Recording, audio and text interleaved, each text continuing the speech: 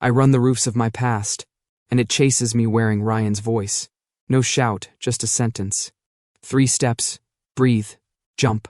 Gravel skitters off the concrete lip and falls into a black shaft of a dead stairwell. Neon stutters against torn banners, painting the rain a diseased blue.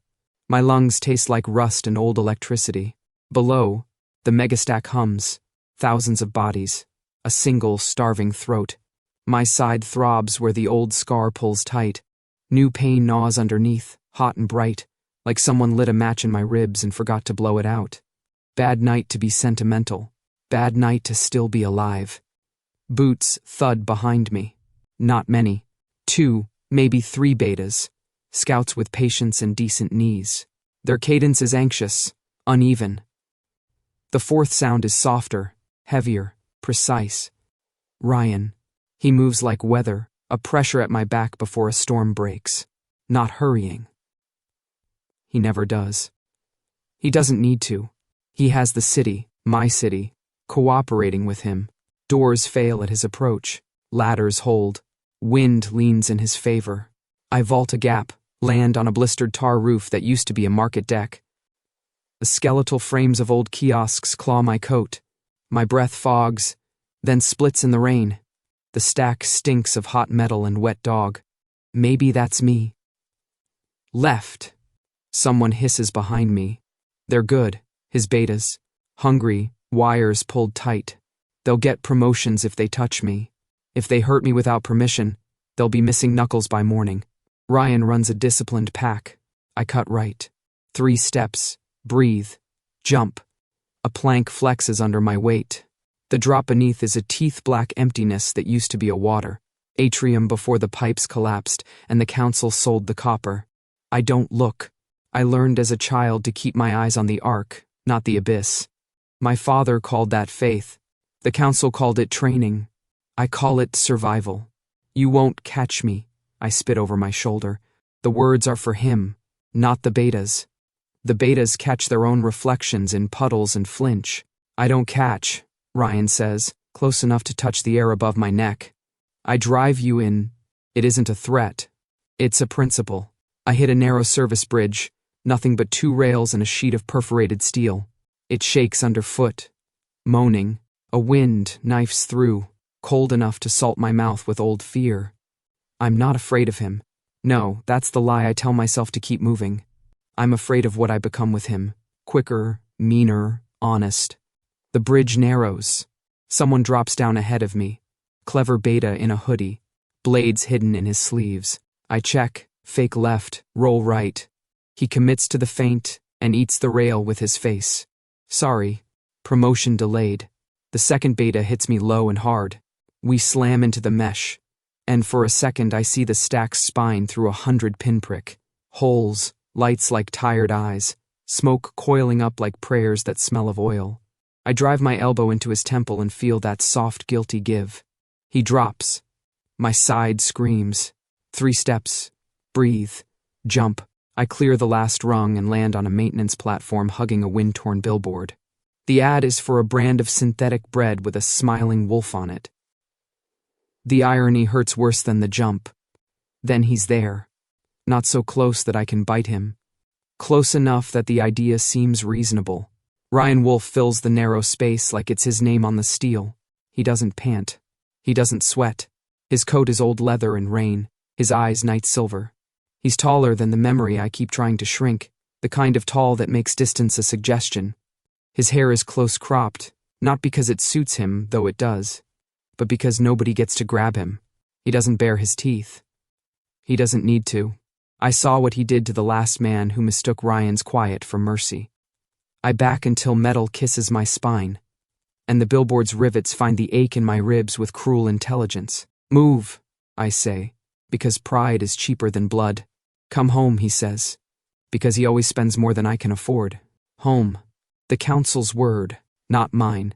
Not yours to define, I tell him.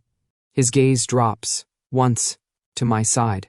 He can scent the old scar, council brand, a crescent of puckered flesh that says I used to belong to a system that eats its children and burps laws. He can scent the fresh damage too, the slow lick of blood beneath the wrap. My own stupid souvenir from last week's near fall.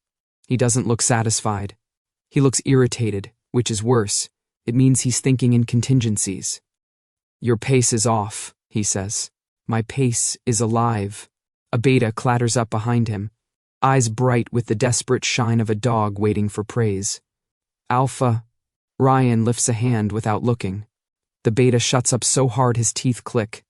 We hang there, balanced over a long drop of old choices. Last chance, Aiden, Ryan says quietly.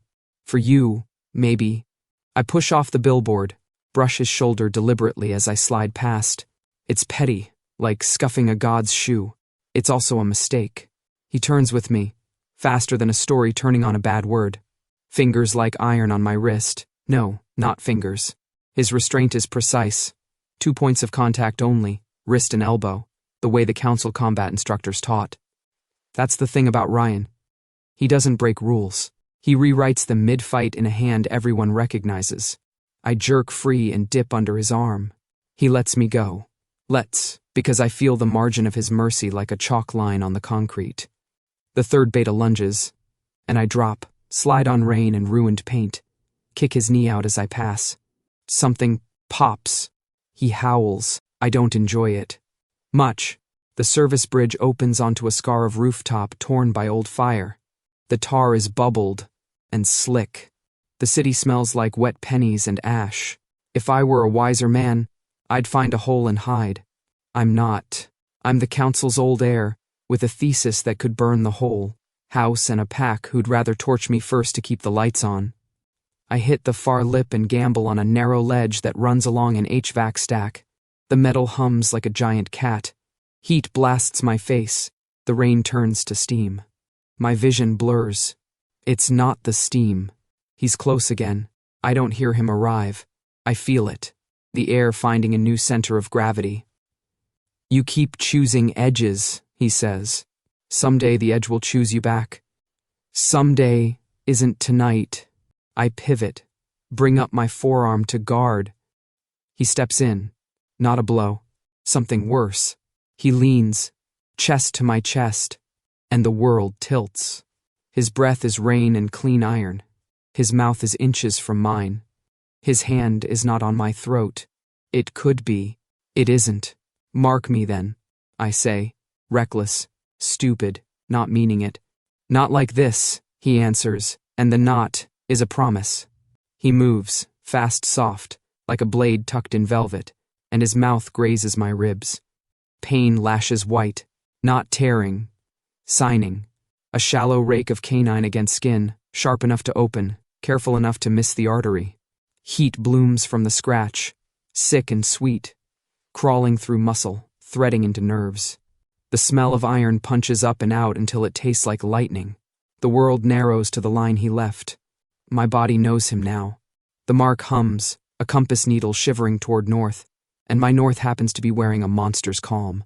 I stagger back, hand clapped over the sting. The rain needles through the fabric. The blood heat doesn't care. It spreads anyway, a low fever with his name in it. That wasn't a kill, I manage. My voice is hoarse and brave, mostly hoarse. No, Ryan says. His eyes are all winter. It was a light. You need a map to find me? I sneer because humor costs less than honesty. Try asking for directions. He almost smiles. It's terrifying. I don't ask, he says. I arrive. Behind him, the betas hover at the edge of usefulness, afraid to be seen wanting. He doesn't look back at them, which is another lesson. His pack isn't the audience for this. I am. Run, he says, and it's not mockery. It's an instruction he expects me to obey well. We're not finished. Understatement of the decade, I mutter, and because I am very smart, I turn my back on the alpha, who just put a tether in my blood. 3 steps, breathe, jump. The gap yawns like a mouth. I take it anyway. The landing buckles. Something in my side grinds. The mark burns hotter, as if pleased, traitor thing. I drop into the dark off the far ledge and slide down a collapsed rain gutter, into a service alley that smells like wet cardboard and cheaper regrets. My boots splash, then find purchase. I run. Above me, wind howls through broken catwalks. Somewhere, a neon sign dies with a final sigh. My heartbeat tries to race ahead. The mark says no, sinks it, slows it, settles into a steady, infuriating rhythm. I don't hear his feet. I hear his breathing. Even inevitable, the hunt has a pulse now, and it isn't mine. The attic studio remembers faces better than I do. Dusty lanterns sag from frayed cords, their cones of light freckled with floating grit. Strips of negatives hang like molted snakeskins. Each frame a ghost of someone who used to matter. A cracked mirror leans against a wall. One impact long ago turned it into a map of broken rivers. If I look too long, I start tracing escape routes on the glass and end up back where I started. Water drips a slow metronome from a hole in the tin roof. Tap, tap, tap, counting out my pulse while I unpack the ancient medkit that's older than the coup and probably cleaner than my conscience. The latch protests. Inside, a bottle of cloudy alcohol, a few curved needles, black thread that could pass for fishing line, gauze, a pair of scissors nicked into a smile. This is the kind of smile the council trained into me, sharp, utilitarian, never warm. I strip off my shirt and catch my reflection in the mirror's spiderweb. The old crescent scar over my ribs is a pale brand in the lamplight. Tonight's scratch, Ryan's light, he called it like poetry, runs just under it. A thin red line already bruising at the edges. The skin there feels warmer than the rest of me, as if a small sun has decided to take up lodging under my rib. I sterilize the needle. The alcohol fumes bite my sinuses. The sting is honest, at least. I thread by feel and habit. Pinch, pierce, pull, knot. I've sewn worse with colder hands. The drip from the roof paces me.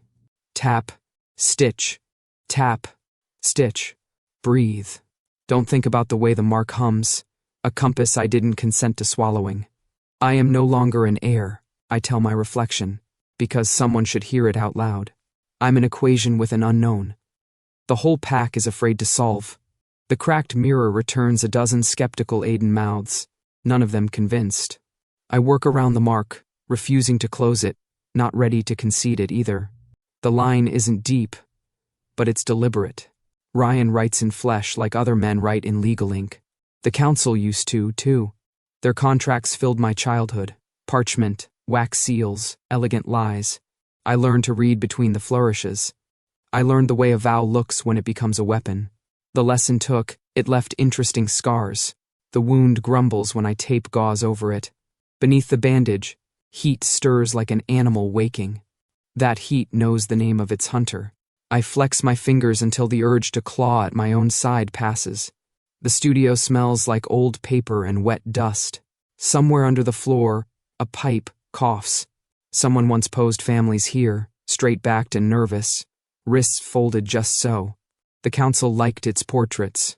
History is curated proof. Look, we have always been here. Look, we are inevitable. Never mind the edits. Never mind the pages torn from books when the story didn't flatter. I sit on the concrete with my back to the wall and my bad side braced. The lantern's light is a narrow circle. Everything beyond it feels like an audience I can't see. The negatives whisper when the draft finds them. I swear they're telling jokes about me. He ran up instead of down. Of course he did. He has a degree in reckless. The roof's drip argues for sleep. My body argues back with a list of reasons to stay awake. Fresh mark humming like a trapped wire. Fresh enemies who would love a trophy. Fresh memory of silver eyes in the rain. I close my own eyes for a count of 4. When I open them, he's there. No door creak, no crunch of glass, just absence rearranged into presence. Ryan Wolfe, cut from shadow and patience. Standing inside the circle of lantern light, as if he'd been invited. I should put a bell on you, I say, because fear and sarcasm share a ribcage. You wouldn't hear it, he answers, voice soft enough to keep the dust from falling. He takes in the studio with one sweep that notices everything. Negatives, mirror, medkit, the set of my shoulders. His coat is damp, drops glitter on the leather, then give up and slide to the floor.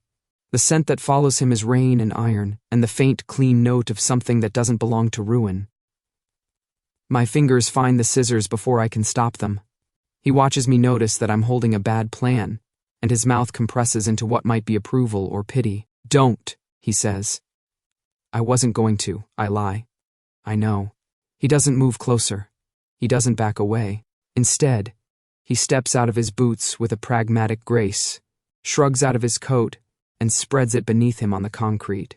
Then he lies down on the bare floor beside me, close enough that his warmth dents the cold, far enough that I could roll over twice and not touch him unless I meant it. Nothing in the council curriculum prepared me for this tactic. Proximity as interrogation, restraint as leverage. I go still, waiting for the command that doesn't come. Silence has weight with him. The studio adjusts around it. The drip becomes a clock. The thread's free end tickles my wrist in the draft. Somewhere below, a cat knocks over a bottle and gets offended about it for a full minute. You should sleep, he says at last, eyes on the cracked mirror, which fractures us both into mosaics. In one shard, we almost fit together. In another, I'm alone. The mirror, like the council, is very good at offering options that don't exist. I don't sleep when monsters break my doors, I say. Bad etiquette. You left your door unlocked, he says, which is his idea of humor. I snort. You are the politest monster ever to kick in my life. He huffs, a ghost of a laugh that stirs the dust. Polite monsters are the most dangerous. People tell them secrets. That why you're here? To collect mine? I ask the ceiling.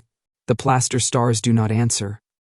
If I were here for your secret, you would already have told it, he says, which is either arrogance or an uncomfortable amount of history between us.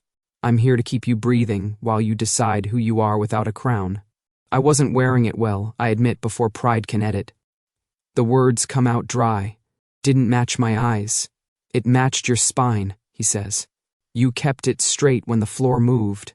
The mark under my bandage throbs as if flattered. I glare at my own rib. It does not apologize. The negatives whisper again. I, the equation, try to solve for X without replacing it with him.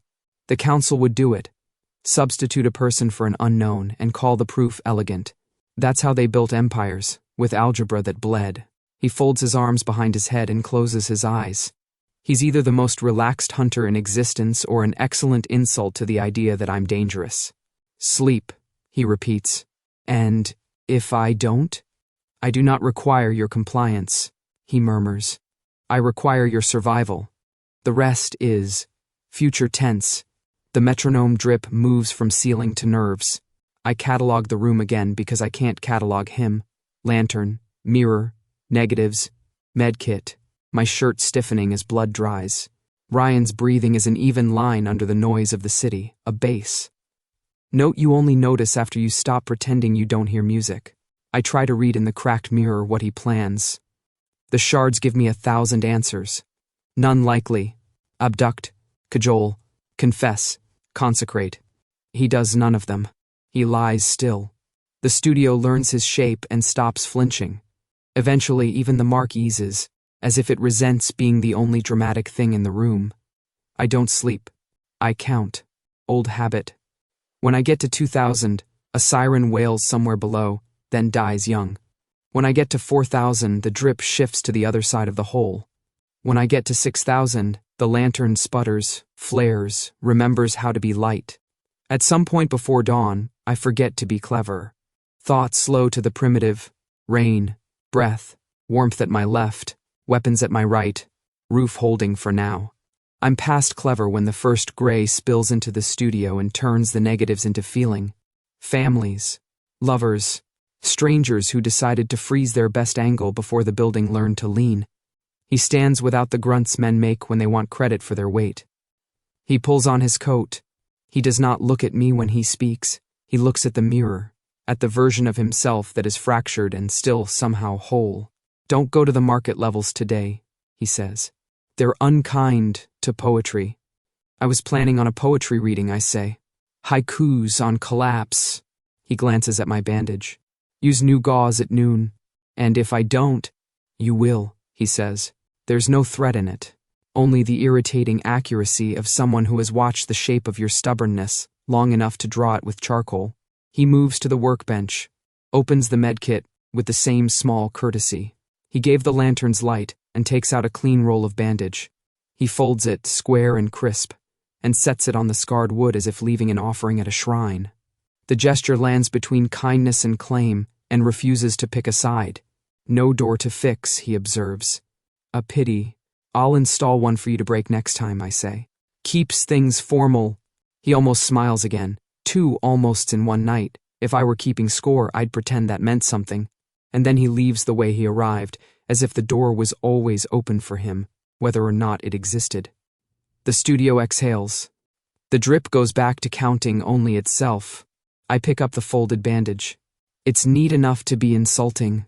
Polite monster, I tell the mirror. The mirror breaks my mouth into a dozen crooked grins that look too much like relief.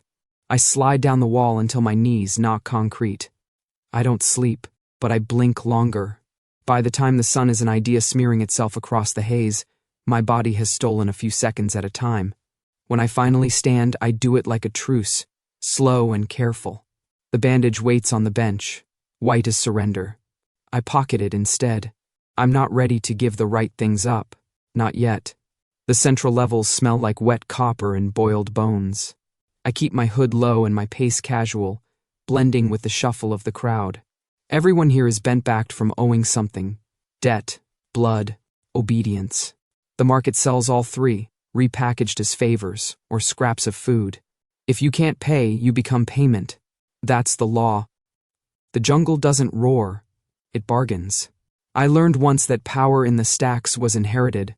I lived in rooms lined with books and contracts, taught that order was inevitable. Then the order collapsed under its own rot, and now power walks on 2 legs and answers to the name Ryan Wolfe. I shouldn't be here. His betas comb these levels like combing fleas out of a pelt, sharp and thorough. But I needed to see how far his leash reaches. Spoiler, it reaches everywhere. A cry splits the murmur of trade. A stall overturns, scattering jars of pickled roots across the stone floor. A man, a beta merchant I vaguely recognize, falls to his knees. 2 of Ryan's scouts hold him down, forcing his face into the puddle of brine. The crowd goes silent, still as prey. And then Ryan arrives. He doesn't storm in. He doesn't need to. The space folds for him. People drawing back as though the air demands it. He wears no insignia. He doesn't have to. Authority clings to him like the rain-dark leather on his shoulders. The price of hiding an outlaw, one scout announces, pressing the merchant deeper into the vinegar, is death. Ryan lifts a hand. The beta freezes, trembling like a string pulled too tight. Ryan looks down at the man, then at the crowd. His gaze is surgical. He doesn't see people. He sees equations. What to cut, what to keep. No, he says. Voice low, but it carries. The price is correction. He crouches, eye to eye with the merchant. You hit him. You thought that debt would vanish if you played host. But debts compound, don't they? The merchant stammers, choking on brine. He forced. Ryan shakes his head once. The gesture cuts like a blade. Nothing forces choice. You chose. You'll live with the cost. He nods to his scouts. They drag the man up, broken and dripping but not dead. Instead, Ryan takes the merchant's right hand, lays it flat against the stall's splintered wood, and with one swift motion, drives his knife through palm and timber both. The man screams. The crowd flinches. But they also straighten. Fear stiffens spines into discipline. I watch it ripple outward. The market exhales as if boundaries have been redrawn. Order, ugly and precise, settles back in. I should feel satisfaction. Fewer allies, fewer safe houses for me. Instead, I feel something more corrosive, understanding. When he looks up, I know he sees me. Doesn't matter how deep my hood, how far in shadow. His eyes find me across chaos like iron filings to a magnet. He doesn't call me out. He doesn't need to. My pulse betrays me, quickening against the heat of his mark. Later, when the crowd disperses and the merchant's sobs fade into the noise, I move through an alley. The wet brick walls sweat mold. I know he's behind me before I hear him. You kill for show, I tell him when he closes the distance. It's all theater. You kill to keep the throne warm. He studies me as though considering whether I'm worth an answer. His jaw tightens, then eases. I kill so no one else kills you first. The words land heavier than the knife did. I bark a laugh that doesn't feel mine. Premium service. First you mark me, then you guard me. Do I get a loyalty card with that? His eyes narrow, not amused, not offended either. Just sharp, reading the subtext I didn't mean to leave bare. You think it's about power, he says. It's about cost. Every leader pays it. Tonight he paid in blood. Tomorrow I will. You. His gaze flicks to my ribs, to the bandage under my shirt. You pay in fear. Even when you pretend not to, I bristle. Because he's right, and I hate him for it. If I'm still breathing, it's my own doing. Not yours. But the mark under my ribs pulses once. Traitorous. He leans in just enough that the crowd noise drowns the rest of the world. You breathe because I allow you to. That is the only truth that matters until you decide which side you're on. And then he walks away, his betas forming a wall behind him, their faces unreadable masks of loyalty and ambition. I stand there in the dripping alley, teeth clenched against words I can't swallow and can't spit. The law of the jungle is simple. The one who enforces it writes it. Tonight, Ryan Wolfe carved it in blood and silence. And me? I'm still the outlaw equation, unsolved, waiting to see whether his knife or his patience runs out first. The library smells like rot and rain. It used to be the pride of the council. 3 stories of leather and vellum, walls carved with crests that meant obedience. Now the banners hang in tatters, the gilding faded to rust. Books gape open on the tables like wounded animals. Whole shelves have been gutted, pages torn out by hands that wanted history to burn cleaner.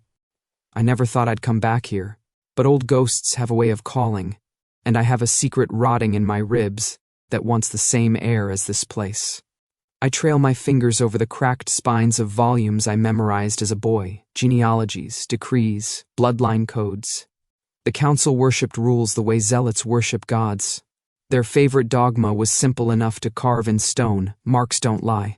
Compatibility is destiny. Bonds are immutable. It was a lie. I found the proof years ago, buried in the margins of reports no one was meant to read. Trial notes, genetic sequences, testimony from the Omegas who survived pairings. They shouldn't have, or who died under ones they were fated to endure. The council doctored the records, erased the witnesses, but the fragments remain. And if I piece them together, if I speak them aloud, the entire hierarchy of bonds collapses. Which is why I've been running. Because the council wasn't the only one who understood the math. The drip of water from the ceiling punctuates the thought. I hear footsteps between the shelves, steady and deliberate. Of course he'd find me here. Ryan Wolfe collects all the loose ends, and I'm the loosest one left. He doesn't bring guards this time. Just himself, leather damp, hair ruffled from the climb, eyes silver in the lantern's dim. His presence pulls the room taut. I expected an ambush, I say, turning a book over in my hands like it's worth more than my skin. Instead, I get the world's most depressing date spot. Romantic, he says dryly, scanning the murals where the council's crest has been half scraped away. Nothing says intimacy like mold and treason. That your idea of courtship? Bring someone to a ruin, see if they cry on cue? He almost smiles, but it doesn't reach his eyes. You came here because the ruin matches what you're carrying. I snap the book shut, dust pluming. Careful, Wolfe. You're starting to sound like you read poetry instead of execution orders. He steps closer, not enough to threaten, just enough to be heard over the drip. You've been running with your secret like it's a curse, but it isn't. It's leverage. My stomach twists. The mark he left in me hums like it agrees. You don't know what I have. Yes, I do. His gaze is level, merciless. The council lied. Marks aren't destiny. They built chains and called them truth. You hold the file that cuts them. The air feels heavier, damp and charged. I want to deny it, but his words ring too close to mine. And what happens when the chains break? Chaos. Packs tearing each other apart, bonds traded like weapons. His jaw tightens. Maybe. Or maybe we build something new. Something not written by cowards in gold chairs. I laugh. Bitter. And you think you're the architect? No, he says. His voice drops. Quieter.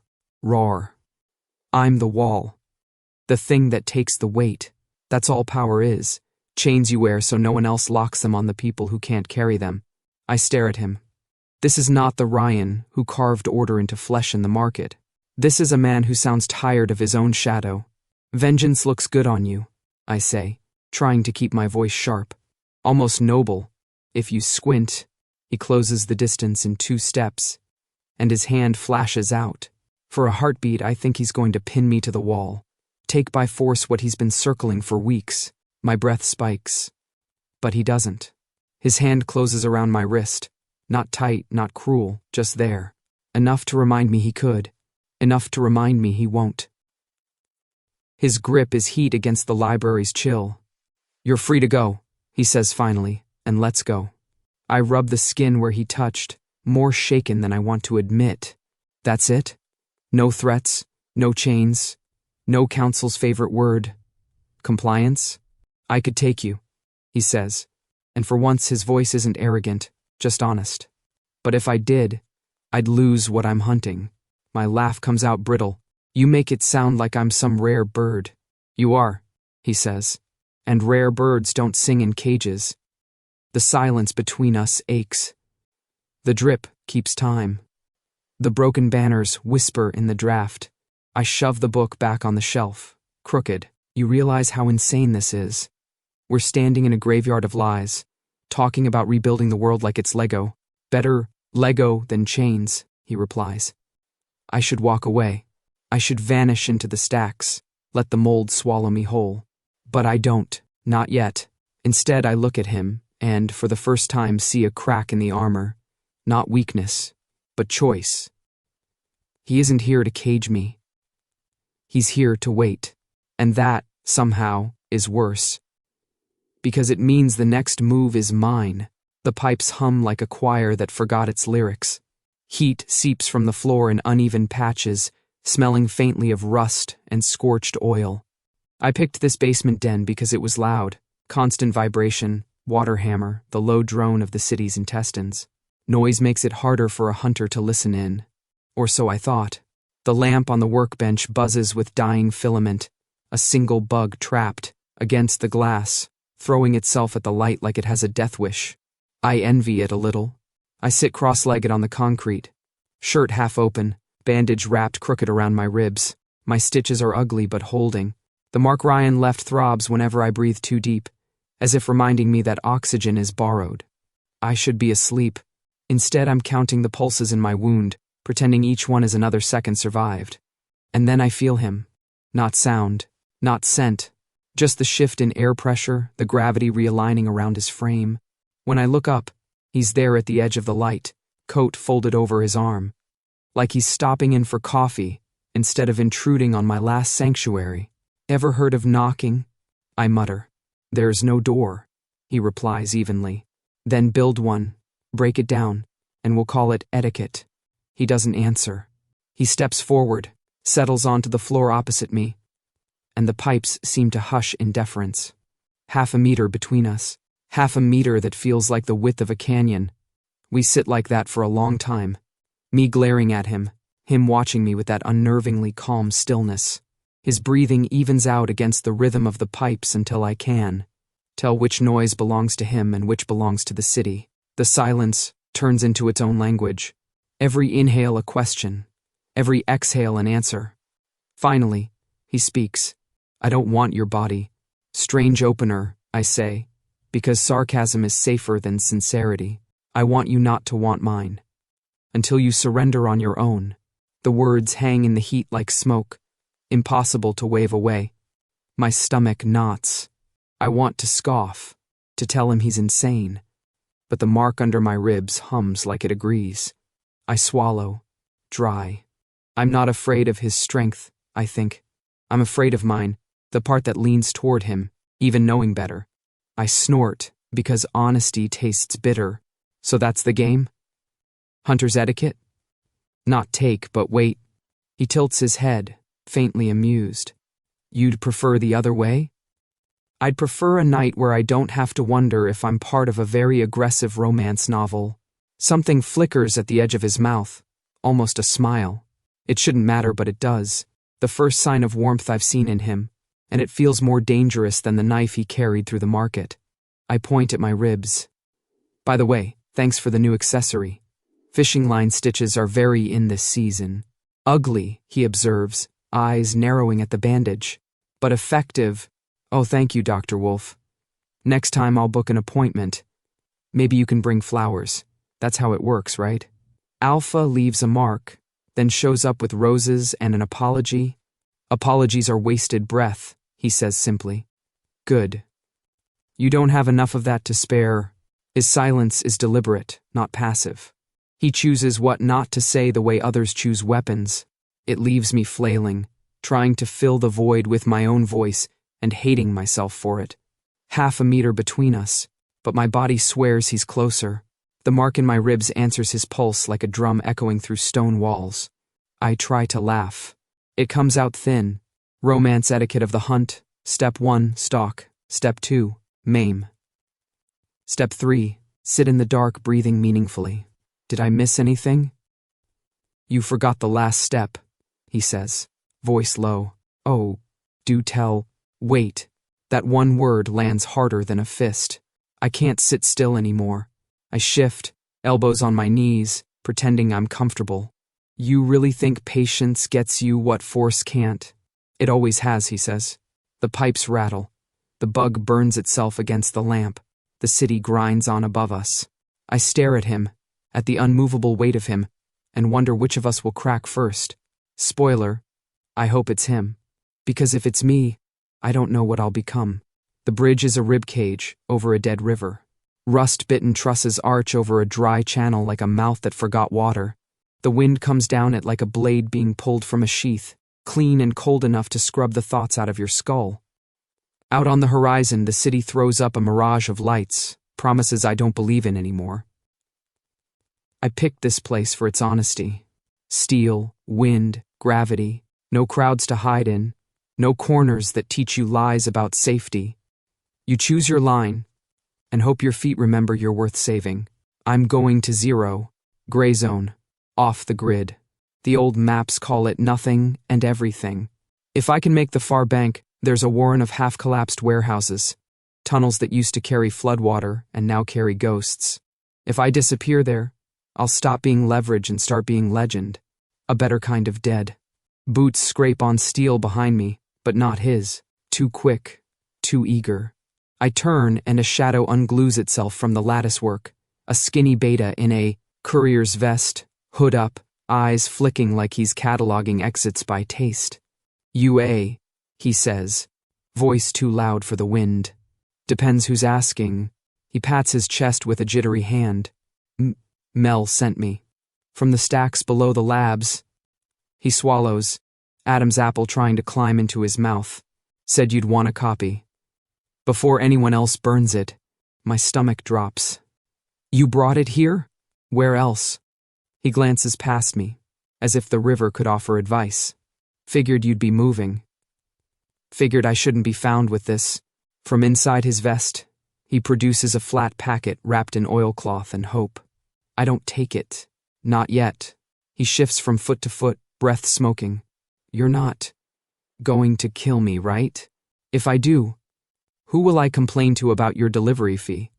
I take the packet and shove it under my coat. His relief blows out of him like a tire losing air. Go, I add, softer. Before your courage loses you. He nods so hard his hood falls back, then he bolts, the bridge ringing under his retreat. I wait until the sound dies into the wind, then edge along a girder toward the center span, where the world feels most honest about how far you can fall. The packet warms against my ribs like guilt. Mel's work is clean when he has time, messy when he doesn't. Either way, it draws blood. I know what's in there, even if I haven't opened it. Sequences, annotations, the ugly arithmetic of the council's favorite lie. Marks don't lie. Compatibility is destiny. And then the data, indifferent and sterile, saying, no, Plastic. Probabilistic. Chosen and shaped, not fate. The kind of truth that doesn't set you free so much as strip the paint off the cage. The wind shifts. Pressure changes. I turn before he speaks. Of course he's already here, not behind me, but ahead, standing where the span narrows, where a person becomes geometry. Ryan Wolfe looks like he belongs on steel. The coat flattens to his body, the cold polishes his edges. His eyes carry the horizon in them like it's a debt. You're not very good at leaving, he says. You're not very good at letting me, I answer, moving until the gap between us is a length of rebar and the leftover memory of safety. He doesn't glance at the packet. He doesn't need to. Mel works too late, he says instead, an observation that exposes far more than a name should. He forgets to lock drawers when the music's loud. Do you ever arrive anywhere without already knowing how the story ends? I ask. Bitter. The wind steals the heat from the words and flings them into the dry bed below. Often, he says. And then I rewrite it. Convenient, responsible. He steps one pace closer, to the point where the grid hums under both our boots with the same note. You were going to run into the gray. Let the city pretend you never existed. I was going to stop being the fuse, I say. Let someone else hold the match. His gaze flicks to the horizon. The busted ribs of warehouses. The low black line of the opposite bank. And back. You think disappearing keeps them safe. It doesn't. It keeps them ignorant. The next heir the council grows will carry your silence like a disease. And if I speak, I push my hand against the packet until the paper edges bite. If this goes out, everything burns. The marriages, the pecking orders, the debt market, the way packs organize around fate. The whole machine eats itself. Maybe, he says. He doesn't blink. Or maybe it sheds its rot. Spoken like a man with a waterline over his head and a baler in his hand. I hear my own laugh and hate it. What if the flood takes your house, too? He steps to the rail and sets his palm on the cold steel. The wind combs his hair in the wrong direction and he lets it. I hold the roof over this city, he says, voice low, steady, the kind of steady you build callus by callus, while you decide what to do with the foundation. It isn't a boast. It's a bruise, named and offered. The bridge hums in sympathy with my ribs. The mark he left thrums in a key I don't want to memorize. Out beyond him, the warehouse lights flicker like bad omens. I could still go. Step around him. Take my secret into the dark.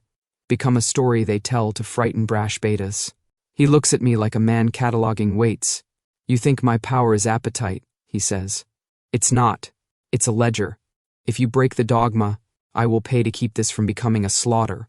You can't stop a city from tearing at itself, I say.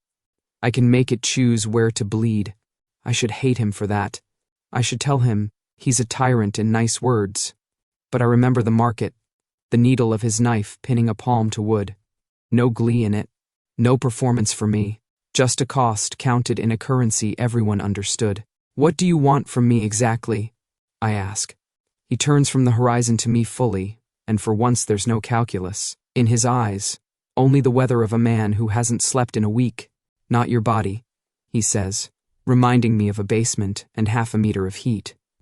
Not your silence. The wind pulls the words thinner, but they hold. Your decision. The packet feels heavier than steel. You always talk like the end is tidy, I say. Like there's a right lever to pull, and then we stand somewhere clean. There isn't, he says. There's only less wrong. I swallow. The air tastes like rust and something almost sweet. The dry riverbed exhaling old minerals. The city pretending it's spring. On a different bridge, in a different story, this would be where we kiss, and the world politely claps. I step in anyway.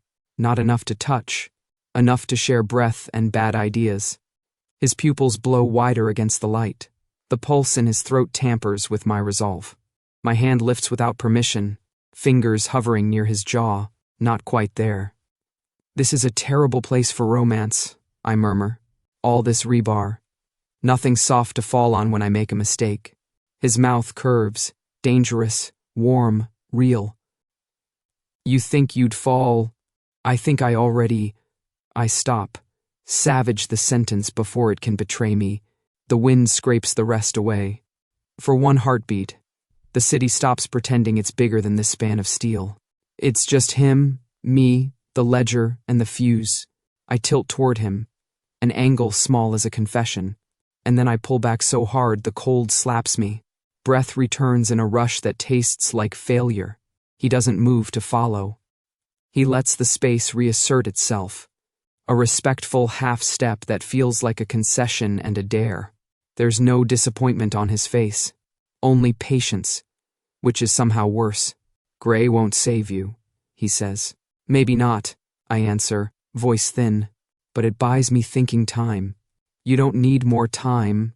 His gaze dips briefly to where the packet sits under my coat. You need a line you can live with after you cut the others.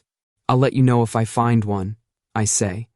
And because I can't help myself, I add, try not to stand under any poetic lighting while you wait. It's misleading. He huffs a breath that might be a laugh, and might be the bridge's sigh.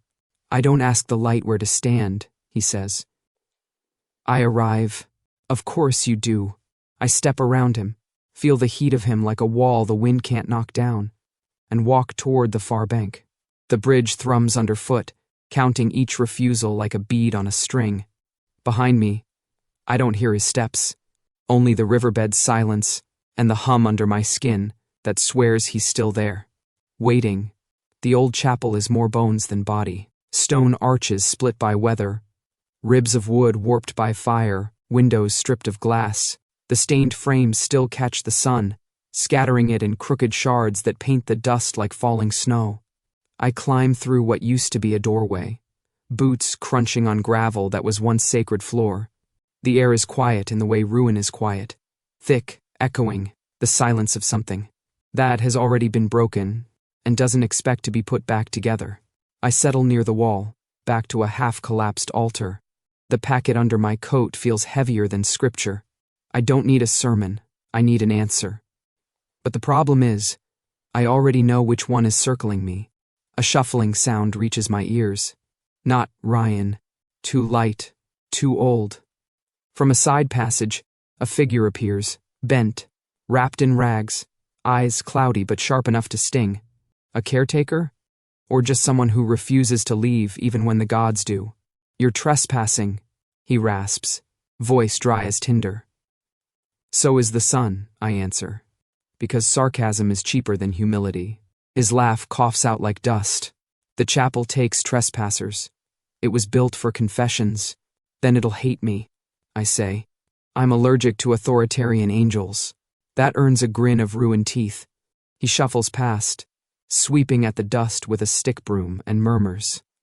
Almost to himself, marks only bind if both decide to wear them. I freeze. But before I can ask what he means, he's gone, vanished between ribs of stone like a ghost that refused to linger. And then, I feel the shift. The air presses heavier, gravity choosing a center.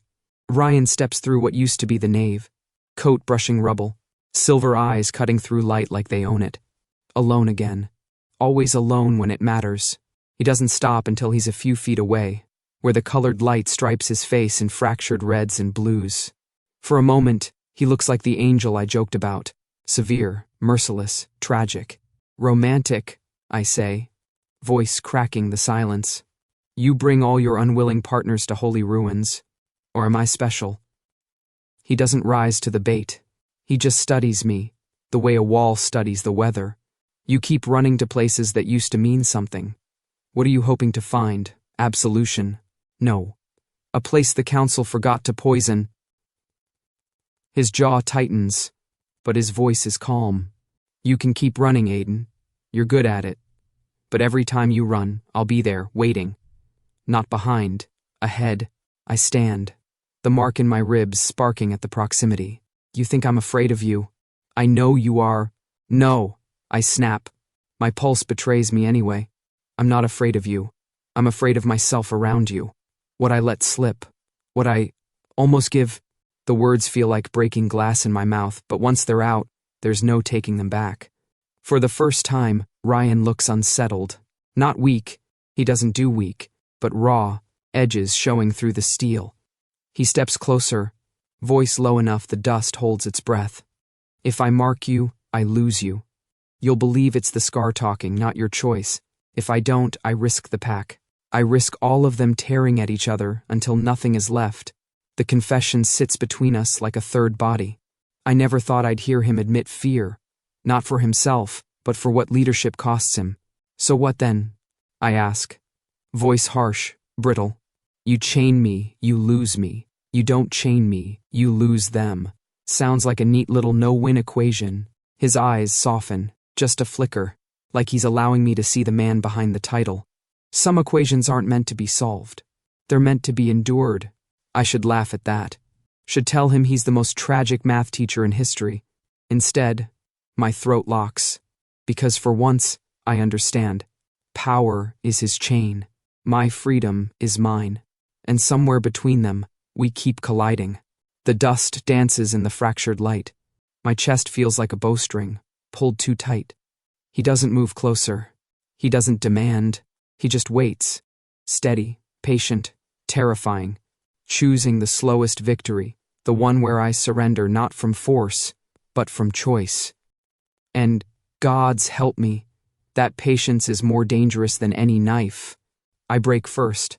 I step back, boots crunching the brittle bones of glass, and head toward the split doorway. I need air, I say, or whatever passes for it in this city. He doesn't stop me. As I leave, the silence stretches like a taut wire, humming with all the words we didn't say. For once, I'm not running from. I'm running to. I just don't know what yet. Dawn makes the city look harmless. From the roof of the pack's main block, the stacks sprawl like a sleeping animal, scarred, toothy, almost sweet when it isn't hungry. The air tastes like wet concrete in the end of an argument. My boots leave dark prints on the tar where dew hasn't decided what to be yet. I came alone. No hood, no crowd to fold into. No plan that depends on running faster than a promise. The packet under my coat is warm with my body heat, heavier than it should be for paper. He's waiting, of course, not with a wall of betas or a stage. Just himself, hands empty, back to the low safety rail. Coat unbuttoned to the chill. Dawn takes his edges and softens them. He looks more man than monument. I don't like that it helps. We stand in the kind of silence that's either beginning or ending. You're early, he says. I didn't sleep. I could make a joke about etiquette and roof doors, but the city feels too honest for deflection. I brought something. His eyes flick once to my coat, then back to my face. I know. Of course you do. I pull the oilskin bundle out and set it on the rooftop table, if you can call a slab of bolted steel a table. My hand stays on it a beat longer than it needs to. Open it. He doesn't touch it. He looks at me instead, as if I'm the thing being delivered. Not without witnesses, he says. Good. I turn to the stairwell hatch and nod. You can come up. Two figures emerge. Mel first, beta, scientist, nerves packaged in a body that forgets meals. He's buttoned the wrong button on his shirt, hair doing math of its own. He tries to nod at both of us and nearly bows to the air instead. Behind him, Lena climbs with the steadiness of a person who has made a profession out of outlasting storms. Omega, archivist, mouth set in a quiet line, eyes that miss nothing and forgive even less. Record, I tell Lena. She lifts a small slate, turns it on. Its red dot stares at us like a bloodshot pupil. State the purpose, she says. I draw breath. The mark under my ribs hums, as if it has opinions. I'm releasing council files that prove their favorite doctrine is a lie, I say. The words steadier than my hands. Marks aren't destiny. Compatibility isn't fixed. Bonds can be shaped, chosen, refused. The council knew. They edited, buried, punished. I tap the packet. These are the unedited reports, the sequences, testimony that survived their cleansing.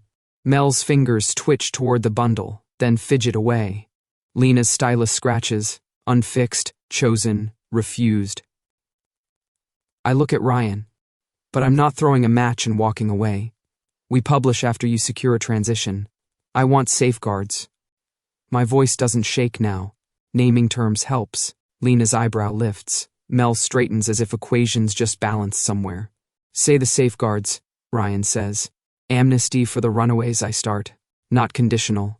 Clean records. They've been hunted long enough. Done, he says. No hesitation. My heart stutters, annoyed and relieved. Dismantle the debt market that trades on fated pairings. If compatibility is plastic, selling people uncertainties becomes fraud. Painful, he allows. But yes, we can starve it. An interim council. Omegas, betas, alphas. Not advisory. Voting power. And a written code. Consent for marks. No more branding as sentence or ceremony. If 2 people choose it, fine. If not, it's nothing but assault. Lena's stylist pauses. She looks up at him, then at me. Name it, she says softly. Name the code. I swallow, glance at the city that raised and tried to file me. The code of chosen bonds. Ryan's gaze doesn't leave my face. Agreed, he says. Mel makes a strangled sound that might be awe or fear. The wind lifts his hair as if to check his work. Lena writes the name like she's engraving a tomb or a door. Say it for the record, she prompts. Ryan turns slightly toward the slate, toward the city by implication. I'll enact an amnesty for runaways, he says, voice level, carrying. We'll dismantle the market that profits from a lie. We'll convene a mixed council with voting authority, and we'll adopt a code of chosen bonds. No marks without mutual choice. Something in the air loosens, an invisible knot letting go. The roof seems to settle under our feet. I exhale. We publish after you set those gears, I say. Not before. I'm not here to light a pyre. I'm here to rebuild a floor. Mel finally reaches for the packet. I let him take it. He opens with careful fingers, reverent, revealing the pages like relics. Lena leans close, eyes flicking with a professional hunger that has nothing to do with cruelty and everything to do with truth. For the record, she says, slate pointed, state why now. I look at Ryan, at the way he's standing like a wall someone asked to carry a roof. My voice comes out thinner than I plan and stronger than I expect. Because running stopped being freedom, I say. It started being fear with good cardio. Ryan's mouth tilts. The dawn catches that almost smile and gilds it into something dangerous and kind. Lena nods, satisfied. Enough, she says, and pockets the slate. Mel tucks the documents close, clutching them like a newborn idea. They head for the hatch. Mel trips on the last step. Lena catches him without looking. The door sighs shut. We're alone again. No witnesses. No audience but the city pretending to sleep. You could have forced me, I say quietly. You didn't. I could have. He agrees, just as quiet. I didn't. His eyes are steady, and for once the steadiness doesn't feel like a blade. It feels like a held breath. I take a step closer. The mark in my ribs flares and then, to my surprise, settles, as if recognizing that something finally lines up. I can smell the night drying out of his coat, the metal tang of the roof, the clean note that clings to him like a refusal to rust. You keep waiting for me to hand you the right version of surrender, I say. I won't. I know, he says. I'm not coming because I lost, I add. I'm coming because I'm done making my fear your job. For a heartbeat, the city is just rails and light, and an edge I've stood on too long. I step into his space, not colliding, arriving. His hand comes up as if to touch my jaw, and then stops, open in the air, offering the possibility back to me. Last chance to say this is a terrible idea, I murmur. No mattresses. All this rebar. You think you'd fall, he says. Half a smile, half a prayer. I think I finally know where. I lean in and kiss him. Not a claim, not a test. A line drawn where running ends. The heat of him is steady, inevitable. The rooftop's cold drops out of the world. He doesn't take. He meets me where I am and lets me choose the angle, the length, the breath. The mark under my ribs, that treacherous compass, goes quiet like a needle finding north. I break away first, because I always do. He's close enough that I can see the tired in his face, the nights he didn't trade for sleep because someone had to hold a roof. Technically, I say, breathless in a way I refuse to name. You caught me. Technically, he returns, even softer. You came. I huff a laugh that actually belongs to me.